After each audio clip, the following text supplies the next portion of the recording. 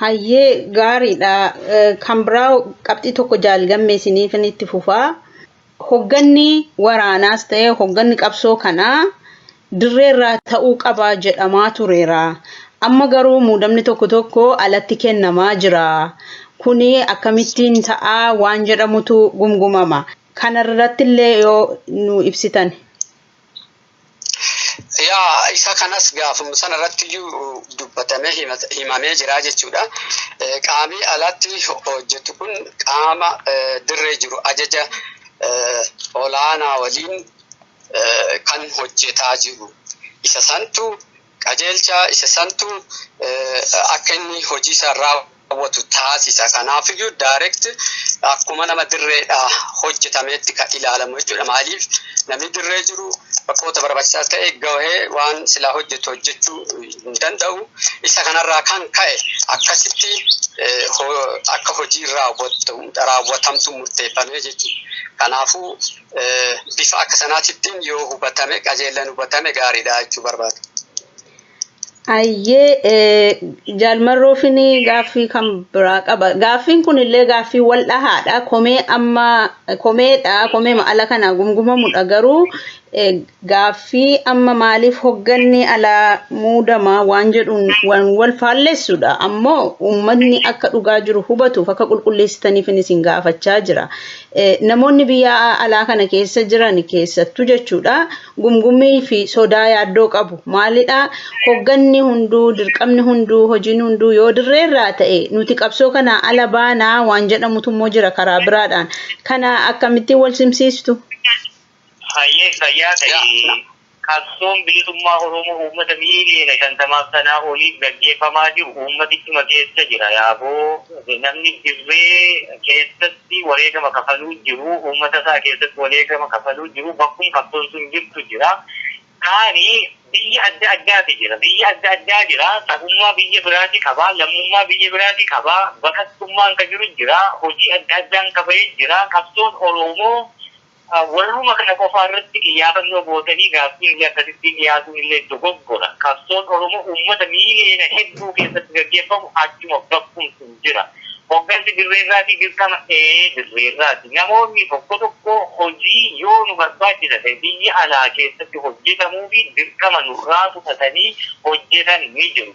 Oromoon hundumaa qolarraa baasee akkatti himtu barbaadaa sun immoo bara hedduu barummaa keessatti nu hambise. Ejjitiin jiru taanaan qabsooyyuu nu barbaachisu. Qabsootti jiru taanaan immoo wanti hojjetamu keessumaa riphee lolaaf jechuudha. Warri kuni biyya seenullee ni danda'u, ala ba'ullee ni danda'u, dirree dhufuullee ni danda'u akkasitti na tolfatanne. Akka saleessa akka bartee sanaaniin ta'uu jenne. Yoo biyya tokko sochootee hojii hojjettu riphee lolaa bakka buutee riiskii yookaan balaa jiru jira. Sana hanqisne namni eenyutu keessatti maal hojjetaa baruu barbaadu maaliif barbaade qolarraa baasuun barbaachisu. Kan kanaan alaa namni biyya alaa jiru biyya nagaa qabdu jiru wanti inni qabsoo bilisummaa Oromoo gochuu danda'u humna beekumsa maallaqa qabuun gargaaru. Kana immoo gochuuma jira Oromoon. Warri kana gochuu jiru gaaffii kana yoo gaafachuuf hin jiru. Nu harcaasanii maaliif barbaachisa? Eessatti eenyuun harcaasna? Ka qabsoo harcaasee galeera. Kan diida jiru immoo irri guddaan isaa galee haalli mijachuu fi didee jennaan dacha'e sun immoo iskiriinaa gochuu qabna. Caalallee akka amma tolchanne kanatti abbaa dhaabbata sirrii qabu dudduubbee gaarii qabu qabsoo kana keessatti jechoomina qabu amma adiyyuu jaalanne hojii jirta. Wanni si harcaasne eessatti harcaasee hojii makee hojjechuu jirta. Akka tiraansipoortii egeree dambalii karree qeerroo bakattoota jaarmiyaa biyyoota adda addaa warri kun hojii mataanii jira. Akkuma kaleessaa harkas WABO'n deeggaruu cinaa dhaabbachuutti jira. Warri akkanaan ogeessu eessarraa baabura sakamirraa akka harcaanii baaburichuma qoran isaan beeka. Kanaafiyyuu qabsoo waan akkasii guddaadii akkasii uumanii bara baraan akkasii lafarra harkifachaa dhiiga ilmaan Oromoo hedduu soorattu gochuudha hanqisne. Kun immoo cubbuu tokkoyyuu hin qabu. Kanaafiyyuu wanni ani jechuu barbaadu namni qabsoo kanatti as deebi'ee daandiin tokkittiin nu baastu kallattii amma waraanni bilisummaa Oromoo qabate kan jedhu iddoo barbaachisaa ta'etti hojii waraanni bilisummaa Oromoo itti kennu dalaga. Gargaarsa qabsooti jechuun kan kanarraa hafeeho nu harcaasanii hooggana nu dhorkatanii wanni nu hoogganuu jirru hin jirtu bo. Dhiiga ilmaan Oromoo dhangala'u madaahee raammoo baasuu jiruttidha iddii gochaa jirra. Suni aangoo miti. Gaafata lubbuu namaatu namatti kenname. Namni gaafata lubbuu namaa qabu ammoo bakka madaa sanaas jiraachuu qaba. Bakka dhukkubu sana dhaabbattee keessatti ofii keessirra ga'ee argiteetu anaannattee dhukkubni sun sitti dhagahameetu jechuu qabda. Kanadha goone wanni harcaasne hin jiru. Jaallan garii waan kana hojjetan hojichumatti jiru. Kanaafuu hedduun isaa haala yeroo isa mudate irraa guyyaa ja'ee machii Oromoo mudatte hedduu keessatti machaa'ee biyyatti dachee haala dachee deebi'ee lakki yaadaa binee warri galee biyyatti hafe kunoo kaan mana hidhaa jira kaan achuma wal cabsee yoo akka diinaa galee asii as qabsoo Oromoo irra dalaguu jira kuni irraa baranne irraa jedhee deebi'ee hojii hojjechuu jira jechuudha. Akka kaleessaa akka barame sanatti osoo hin taane akka Oromoof maltuu fi Oromoof taatutti saala dirree irraa qajeelchuutti jirra jechuudha. Kanaafi hooggansi ammas borus haga qabsoo bilisummaa Oromoo galma geessu dirree marraa iddoo irraa dhuka'u iddoo itti daa'imni gidduu lafeen cabuu fi dhiigi dhangala'uu fi lubbuun baasu sun dhaabbatee yookaan galmaan ga'u yookaan itti wareegamu dirqamni taate kana. Suniif ammoo warri fedhii qabsoon bilisummaa Oromoo karaa qawwee WABO'n qabu galma geesseetu qawwee san qabachuu barbaadu gadhuufu waamicha sana dhiyeessineefii jirra. Warra immoo bakka WABO'n waan dalaguu qabnu qabsoo Oromoo fi dakka haa taatu, qabeenya haa taatu, beekumsa haa taatu, saana itti wareegna jedhu immoo kallattii WABO'n kenneef irratti hojjechuu jira. Kan sanaan alaa maal gochuu dandeenya? Qabsoo hin badiin haa dagaaguu miti finiintee galma haa geettu daandii kana dhabitaatti. Suniifi waan nama yaaddeessu hin qabu. Yeroo hedduu yeroo jajjabaataa adeemu akka hin guduunfamne warra fedhii qabutu jira abbootii ilmaanii warra abbootii lafaa. Inni sun immoo dhiiga ilmaan hiyyeessaatiin taphatamuu hin danda'amu sanatti daandii isaa cuufne jechuudha. Hayyee guddoo galatoomaa Jaal Marroo. Jaal Gammee kanarratti waan dabaltan. Galata waama gabaabaa tokkotti daruu fedha jechuudha. Dhugaatti yoo dubbanne yoo ilaalame yoo pozitiivli namni cufti kan ilaalu taate qabsoo yogguu gaggeessani qabsoon bifa maraatiin gaggeeffamaa jechuudha. Kana eenyurraa illee dhokataaniti. Qoraan tokko agartee yoo ati hin bobeessa itti hin haara malee hin boba'u. Yoo ammoo qoraan dhibii itti goote boba'aa jechuudha. Kanaaf waraanni bilisummaa Oromootis qooda uummata kennaa kennuu danda'u san yoo hin kennin taate duratti tarkaanfachuunis bakka silaa jennu kanas ga'uu hin danda'amu. Kanaafuu namuu qooda qabsoo kan keessatti kennu qaba. Hojjetaa jira. Gar fuulduraattis waan danda'ame maraan kana gabbisuun humna godhuu fi biyya keenya dhuunfachiisuu keessatti akkuma silaa bakkuma jiranii fi akkaataa itti hojjetan cufattuyyuu ni hojjetu jechuudha. Egaa waata yeroo dabre jechuun gannoota sadeen dabre kan keessatti qoodii uummata keenyaa kan biyya alaa jiran qooda guddaadha jechuun danda'a. Akka hirmaannaan isaa guututti dhibbatti hirmaate jechuu baannes haala rakkoo san keessaa nu baasuu keessatti nu bira dhaabbachuu keessatti qooda guddaa kennanii ammas hojjechaa jiranii yeroo isaanii sanarraa qusataniiti waan silaa itti kenname san nu hojjetu jiran qabsoo Oromootiif hojjetu jiranii. So gar fuulduraatittis wanta barbaachisu cufaanuu qooda kennuu qabamu cufaayyuu qabsoodha godhan qabsaa'otuma isaanis inni kaan lubbuu isaa kennee inni kaan ammoo qabeenya isaa kennuu qaba Oromoodhaaf. So inni kenne sunis qabsoo keessaa qooda guddaa qaba qooda olaa. Kanaafuu akka haalli amma jiruu fi haalli duraan ture gargari. Kanaaf haala amma jiru kana keessa profesorota hedduu akka hin qabnetti namni akka inni hojjetu godhamaa ture hojjetaatis jira namni keessaa hamfamu jiru borus hin hambifnu qooda kennuu danda'an hedduudha akkuma waamicha goonetti irratti dhufanii waliin qooda kennuu danda'u achis taa'anii waan diinagdeedhaanis yaadaanis waan biyya alaatti hojjetamu hedduu hojjechuun qabusi dirqama isaaniiti namni isaan geessus hin jiru qabsoon kan uummata Oromooti namuu qooda isaa bahaa jira wal caalmaan isaa waraanni bilisummaa Oromoo lubbuu isaa qaalii kennuuti beela'uuti dheebochuudha.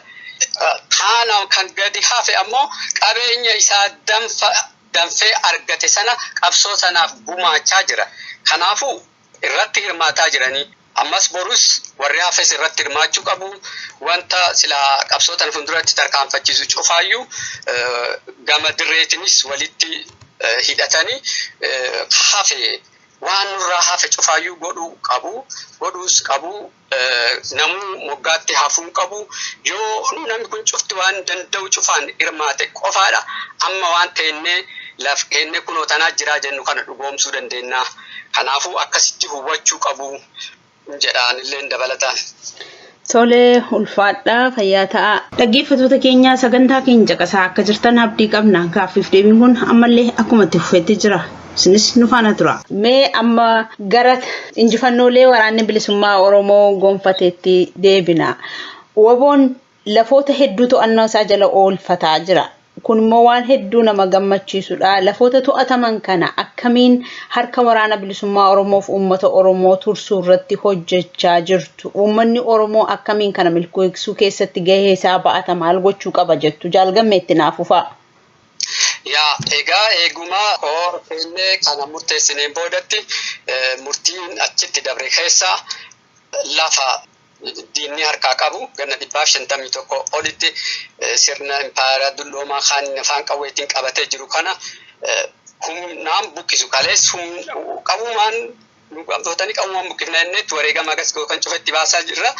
So kaleessa waan daddabre ganna 3 keessatti akkaataa itti tooftaa itti fayyadamaa turre walqixaa wal keessa yaa'aa turre amma mogunkuma bakkoota jirru san keessa miti Oromiyaa guutuu keessayyuu qulqulleessuu ka jedhu duula kallattii maqaa itti moggaasuudhaan gara lixaatiin duula Jaal Wagii gara kibbaatiin immoo Jaal Elamoo Qilxuu akkasumas immoo gara kibba bahaatiin Jaal Nadhii Gammadaa jennee moggaafne inni kun lafa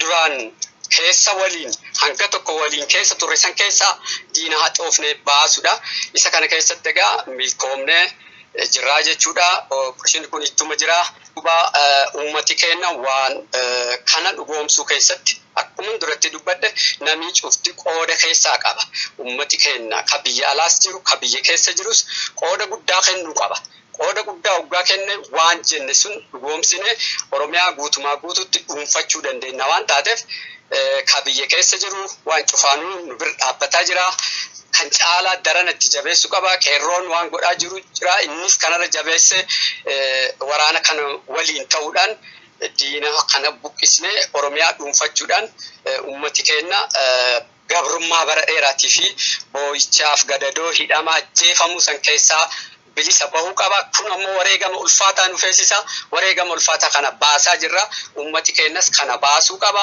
kana dhugoomsuu keessatti egaa uummati keenya ofitti murteessuu qaba waraanni bilisummaa Oromoodhaa keessattuu warri biyya hambaa jiran waraanni bilisummaa Oromoodhaa lubbuu isaa qaalis kennaa jira ittis beelaa jira ittis dheebotaa jira ittis injiraa jira kanaaf uummati keenya ka biyya hambaa keessatti addatti jiru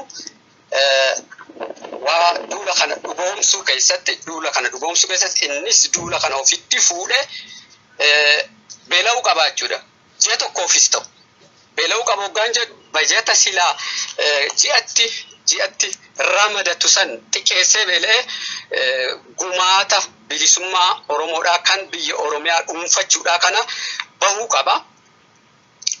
Wanta kanarra addatti ammoo injifannoolee kana biyyoota addunyaatti agarsiisuu keessattis qooda guddaa godhuu qaba. Hirmaannaan uummata keenyaa yoo guddaa ta'e bakka hawwine kanaa fi fuula hawwine kana ga'uu dandeenya. Inni kun ammoo dhimma kanattiyyuu Tigrootiin lola godhaa turan keessatti waraana Tigroota qofaa miti kan mootummaa Abiyyi waraana mootummaa Abiyyi achi keessa Tigraay keessa akka bahu taasise qoodii uummataa guddaadha. Isa kanammoo Abiyyuu ragaa bahee jira. Akka uummati qooda guddaa godhe. Kanaaf Oromoos har'a kanatu isaan irraa eegama. Kanaan booda Oromiyaa halagaan maqaa Oromoo itti moggaasee deebi'ee qabachuun gonkumaayyuu ta'uu qabu. Nuti kanatti murteessinee uummati keenyas kanatti murteessee haala amma jiru hirmaannaan isaanii guddaa ta'a. Lafoonni adda addaa ganna sadii guutuu duulli irratti gaggeeffamaa jiru. Fakkeenya akka kibbaatti lixaatti uummati keenya beela tarkaa qaba. Manaa buqqa'ee gandarraa buqqaasanii garribii kaanii yeroo ammaa kanatti lafa isaatti deebi'uudhaafis qaba. San malee iyyuu nyaataa dhugaatii tokkollee hin qabu. Waa'ee miidhama guddaa keessa jira. Isaan kanas deebi'anii uummata kana akka isaan qubatan yookaan beela kanaaf akka isaan akka addunyaan dhaqqabduuf Oromoonni guutuun kanarratti hojjechuu qabdi jedhaa Jaal Marroon itti aadaru kaafe. Hayyee Jaal Marroo. Hayyee gaarii boofayyuu ajjeesuu fi waqtii qofa gubbee dhiistee biyyee arraabee ka'uu akka danda'u jira. Oromoon ammaatti waqtii biyyee arraabee ka'ellee 2018 kaasee agaasaa jiru mudate Oromoon ofirratti hin beeka. Amma duulli adeemaa jiru kun kan waraana bilisummaa Oromoo qofaa miti uummanni Oromoo hedduun illee wareegama kaffalaa jira. Keessumaa qeerroo fi qarreen waraana bilisummaa Oromoo waliin wal qixaa wareegama kafaluu jiranii. Waraanni bilisummaa Oromoo bakkoota to'annaa isaa jalatee oolchuu jiru. Bilaasuu keessa taa'ee tiksuutti hin jiru. Reefu tokko jennee eegaluutti jira. Waan kana qulqulleessu waan ta'eef gara fuulduraatti adeemuutti jira. Duulli kallattii kibbaan karaa Elemoo, kibba ba'aa, Nadhii, gara kaabaa, Nasan akkasumas gara lixaa Laddasaa jennee akkasiin qajeelchine kuni adeemee bakka ga'ee dhaabbatu ni qaba. Achiin duubatti duulli kadhibii itti labsamu kan waraanni bilisummaa Oromoo doonii hundarra jiru maqaa tokkichaan deemutu jira. Kun yeroo isaa yeroo ga'u hinnaa haga sunitti waan amma kallattii hundumaarraa adeemu kuni duulli uummataa duulli waraana bilisummaa Oromoo waliin adeemu kuni galma isaa akka barbaannetti gahaa adeemuutti jira. Bakkoota kanatti uummanni Oromoo waraanni bilisummaa Oromoo sila waan gochuu qabu dirqamni isaa itti kenname hojiitti hiikuutti jira. Uummati Oromooti kan beeku walumaan sanatti jira. Uummanni Oromoo keessa jiru keessumattuu lafa waraanni bilisummaa Oromoo humna diinaa irraa kaasee bira darbee dhiphachuutu irraa eegama. Kan nan jedha jedhee boofti suni mataa dhahamu akka lammataa birgee arraabee hin taane tolfamuutu irra jira. Kanaaf akkuma uummanni Oromoo waan xiqqoo tokko kan inni gochuu qabu. Innis hanna saabicha sirna qablummaa walitti dabruu guddaan humnan qabaa inni kaanii irreen qabaa akkasiin immoo dadhabaa nama gargaarsa hin qabnetti dhiisu qaama miseensa mootummaa ta'ee uummati haaloo irraa qabaa rakkoo hedduu bara hedduu dararaarraan geessisaa turanii. Egaa harreen nama dhiitteef deebisanii harreen dhiitanii harreenlee akka nama dhiittuu uumamummaanii qottee ittiin nama dhiittu rabbi kenneefi namni immoo deebi'ee akka kanan goone sammuu kenneefi kuni warra kanarratti haaloo bahuu jalqabuuni Oromiyaa gara hin taanetti qaboofu diinillee ka barbaadu sanuma uummanni Oromoo naannolee akkasii jiraatu tajaajila uummataa kanneen kennan kan akka hospitaala yookaan buufata fayyaa, mana baankii, ibsaa, teelee, mana barnootaa, waajjira qonnaa fi waajjiroonni biraa hedduu tajaajila uummataa kennanii qaamni mootummaa garuu warra sana abbiin godhee yookaan misiis godhee akkaataa hin malleen fayyadamee ittiin uummata miidhaa ture uummati deebi'ee yoo balleesse ofum balleessuu ta'a waan ta'eef isaan kana dhiphachuudha qaba. Akkasumas waraanni bilisummaa Oromoo bakkoota adda addaa to'atetti waan uummata barsiisaa jirutu jira. Innis koree bulchiinsaa fi bilisummaa naannoo ofiirratti abbootiin amantaa fi jaarsoleen gandaa yeroo bulchiinsa yeroo tolfatani maaliif jennaan ammatti waraanni bilisummaa Oromoo guutummaa Oromiyaa to'atee seera heeraa fi sagantaa siyaasaa qabu uummatatti gadi buusee waajjira adda addaa akkasumas immoo waajjiraalee poolisaa abbaa seeraa abbaa alangaa kana tolfatee hojiitti hin jiru. wal'aansoo gubbaa jira. Wal'aansoo kana keessatti uummati akka miidhamne ofii isaatti naannoo isaatti uffachuu qaban dhaamsa kiyyaa uummati kan gochuutu irraa eegama. Kan kanarraa immoo wareegama kafalaa jiru silaa uummatichi iyyuu ni beeka. Wareegama ofii kanatti garuu bishaan akka hin nagne bara dhufaa dabraa immoo lola jechuudha kanneen beeknu lola yoo taate addi bilisummaa Oromoo jaarmiyaan siyaasaa guddaan kun waraana bilisummaa Oromoo waraana guddaa wareegama guddaa kafaluu danda'u qabatee bara dheeraa hawwee dhufaasee lolaa ture. Gama Sudaanii amma Sudaan kibbaa ta'anii Sudaan waliin gama akkasumas Eertiraa waliin gama kaanii Tigree waliin gama biraan darbii mootummaa Mangistuu ture sana jechuun kana hundumaallee lolee injifataa ture waraanni bilisummaa Oromoo garuu guduunfuu dadhabuun suni qaba amma siyaasni akkaataatti lafa qabachuu danda'uu kan dadhabuu fi akkasumas qabsoon bilisummaa Oromoo akka isheen galma hin geenye warra hoolaa fakkaatee gogaa hoolaa uffate yeeyyii qaama hawaasaa ta'e hawaasa keessa jiru bira fakkaatee diinaaf dalaguutu akka isheen galma hin geenye rarraate kun hundi akka hin taane bilchina gamnummaa fageessanii fagootti arguu qaroo ta'uu nama gaafata waan ta'eef ammas ni jalqabne malee hin xumurre wanti amma deemaa jiru kuni itti bahisaan beekamu yoo gamnummaan qabuu hin dandeenyu taateen warqaa bahee garanti hin barbaannetti ce'uu mala diinnis badee balleessuu waan ta'eef biyyittii kana biyya badhaatu taa'ii kana akka qoosaatti bara dheeraa kaa'amanii irraa bara mi'aa ishee nu caalaa warri beeku akka qoosaatti gadhiisee deemuu hin jiru gara jeequmsa hamaatti nu oofuu barbaada uummanni keenya kana hayyamuu hin qabu. Waraanni bilisummaa Oromoos bakka jiru hundumaarraa qawwee dhukaasee diina bakkaa kaasuutti dabalata waan qawwee dhukaasee bakkaa kaase sanatti immoo gugruunfaa waan tolchu uummata Oromoo gatteessitee barsiisee jaarmiyaa bulchiinsa koree bilisummaa yeroo ijaaree darbuu jira kana jabeessee itti fufuu qaba. Akkaataa kana yoo adeemne wanni nuti hin injifanneetii hin jiru yoo sana wal dhagahu irraa quba walitti qabuu fi namni waan danda'u hojjete sana xiqqeessu qofa irratti kan xiyyeeffannee yeroo hundumaa arrabaan bishaan waan taate ammoo yoomiyyuu simimmaan haadha hiyyeessaa Oromoo qooruu hin teessuu jechuudha. Yeroo hundumaa ammoo simimmaan kan hin qoorre ilmaan hiyyeessaa warra ibidda sanatti dhiyoo jiran Oromoo isaa rakkoo kana keessa jiru waan ta'eef booru deebi'ee hedduun amma harkaan kutuuni keessaa dacha'uu mala namni hedduun amma dhukaasa waraana bilisummaa Oromootti milkaa'e waliin isaa addaan hin beekamne mataa akka dugda qotaa keessaa gadi baasu sana babbaafachuu jira. Yoo haalli ammaatti garuu hedduun isaa dugda kanatti asii ol munyuukee deebi'a waan ta'eef abbaan dhibee uummatichuma rakkoo kana keessa jiru. Suniifuu of eeggannoo guddaa gaafata. Bara dhufaa dabraa nuti itti dhiyaannee qabuun aadaa nu taatetti aadaa kanadha jijjiiruu fi nuti wareegama kafaluu jiru hin jijjiiramtillee jijjiiruu jirrallee galma hundeetti uummanni keenya bilchina irraa eegama. Quba walitti qabuu sun miti qabsoo keessaa halchaanee sun miti namni hundiyyuu gabrummaan nu keessa jirru mataan ishee qabsoo waan taateef hundi keenya iyyuu kan gabrummaa Oromootti amannu qabsoo bilisummaa Oromoo keessa jirra jechuudha. Akkasii yoo deemne inuma injifannoo sanallee inuma. Ayyee mee kanuma irratti akkaataatti lafoonni qabamanii to'annaa uummataa yookaan waraana bilisummaa Oromoo jala tursiifaman irratti haasa'amaa ture. Waan mootummaa ce'umsaa ni dubbatama. Gama tokkoon mootummaan ce'umsaa ni gaggeeffama achi keessatti immoo waraanni bilisummaa Oromoolee jira jedhama sana keessatti wanti yaadame irratti qophaa'aa jirtantu jira. Dhaggeeffattoota keenya gaaffiif deebiin kallattiidhaan dirreerraa hogganoota adda bilisummaa Oromoo waliin taasisne kanaan hin xumuramne sagantaa keenya itti aanu keessatti kutaa lammaffaasaa qabannee dhiyaanna.